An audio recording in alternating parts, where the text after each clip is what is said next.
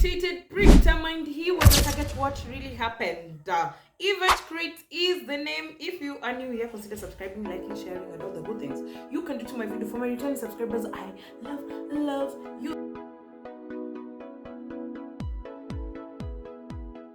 A Kenyan MP was gunned down in Nairobi, which is the capital city of Kenya. He was gunned down at a famous roundabout. So who gunned him down? There were two people on a motorcycle, the rider and a passenger. So the passenger alights when the other vehicle, the vehicle that has the MP, is at the roundabout, and this motorcycle is somewhere in the vicinity. So this person alights, walks to where the member of parliament is, just some few, I'd say meters from the vehicle. He alights and goes and shoots the members of parliament 6 times. So the member of parliament is shot at 6 times, and if there is two other people in the vehicle, there's a bodyguard and then there is the driver. They quickly rush him to the hospital, and it doesn't make it because he gets to the hospital and is pronounced dead. So who was behind it? What really transpired? The MP was on his way from What are you saying? What are you saying? What is he saying? English is disappearing. But the MP was from parliament, from having a session in parliament, and I want to imagine that he was heading back home because it was at around 7:30 when this transpired. So he was on his way back, or he was on his way somewhere when this happened. So it actually happened at near City Mortuary, which is wild. Being shot at near the National Morgue, it's wild. That is wild. So it was shot at around a place, at a famous roundabout, as I said. There's traffic lights, there are other people that are driving, there are traffic officers there. So the way it happened so fast, and the people on the motorcycle actually rode away. They sped off and went. Now, why are people seem to be celebrating his death? You know, they usually say that you live by the sword and you die by it. So the member of parliament, there are several posts that people have shared. These are allegations. Please don't quote me and say that Yvette said nah. These are allegations. There are several posts. One is this one, which was shared by a famous blogger in Kenya. He's called Cyprian Nyakundi. So in this post, the MP is said to have murdered someone. So the MP is said to have murdered an activist and a supporter of the opponent of this member of parliament.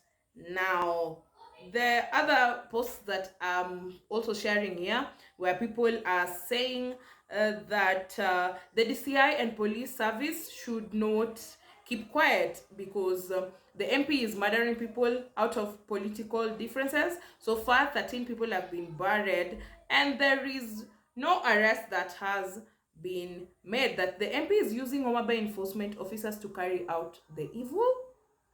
The said goons are seen every day in Omabay County headquarters. So the residents are vowed to take law into their hands, and nobody will stop them if they decide to revenge. This one is a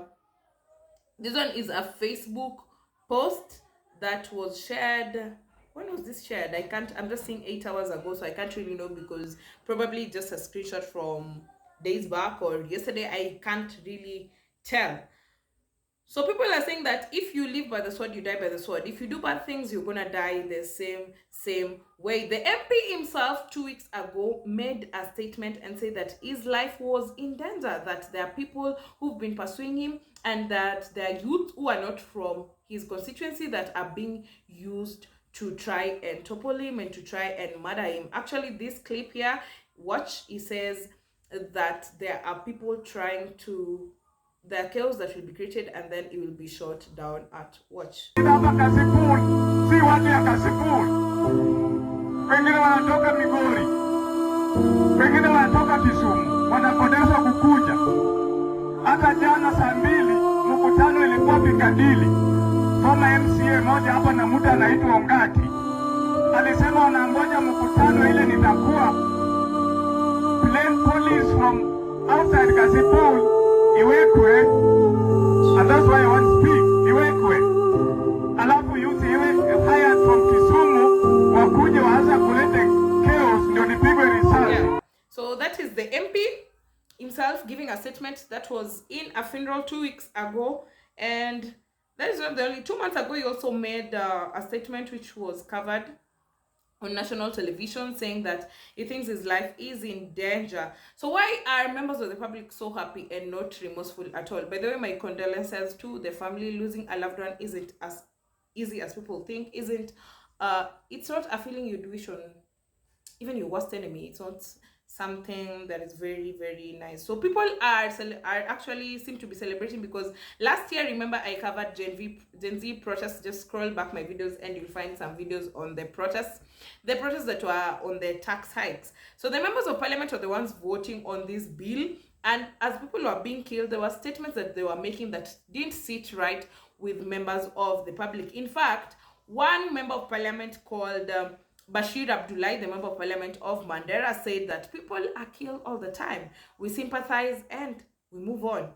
So those were statements they were making regarding the killings that were taking place, regarding the youth disappearing, the youth being murdered, and many members of parliament who were just spewing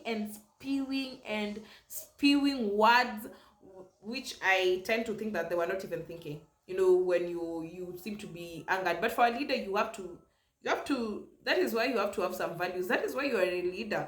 But yeah, things didn't sit right with people, and these words didn't sit right with people. So when a member of parliament dies, people tend to be really celebrating. So is he the first member of parliament to be assassinated? So since Kenya gained independence in 1963, there have been 7 assassinations, with Charles included. So the first assassination ever in Kenya was Pio Gama Pinto, who was assassinated in 1965. He was a member of parliament of Parkland. And then there was Tom Mboya, was a member of parliament of Kisumu town. He was assassinated in 1968 at what is called Moi Avenue now. It used to be called the Government Road. Then J.M. Kariuki, whose parts of his body were found in Ngong Forest. He was assassinated in 1975. He was a member of parliament of Nyandarua. Then there is Tony Ndilinge, assassinated in 2001. He was the member of parliament of Kilome. And then there was Mugabe Were, who was assassinated in 2008. He was a member of parliament of Embakasi, gunshot also. And then George Muchai, who was also assassinated by gunshots. In 2015, he was a member of parliament of Kabete. And then the last one now, not the last, but I'm not saying that I'm anticipating, but now the current one, let me say current one, yeah, is Charles Were, who was assassinated on 30th April 2025, which again is wild. It didn't cross to May, because today is 1st of May 2025. So yeah, that is it. People are saying live by the sword, die by the sword. Members of parliament are also on the receiving end. People are saying it's your turn to also feel what you felt when you were killing our fellow soldiers who were just protesting, innocently protesting. Yeah.